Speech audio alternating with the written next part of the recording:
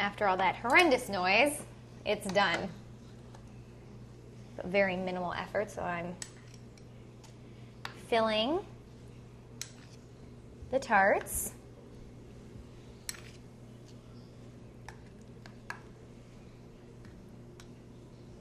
And the oven, I didn't turn it off because these go in at the same temperature now that the filling is still in. So you don't need to adjust your oven temperature, just keep it on while you're making the filling. Do you know that ricotta is actually not even a cheese? It's the byproduct of making cheese. So because it's not, this is fresh ricotta. When you buy it, you want to make sure that you use it with quite quickly.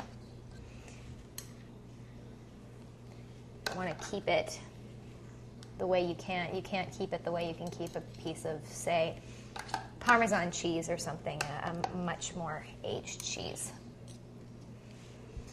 And down to the final 4.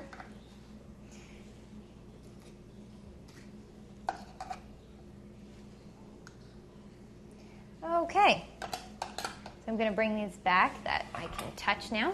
Bring it back to that 375-degree oven, and for just another 8 to 10 minutes, you'll know when they start to smell, and those are going to be ready to plate.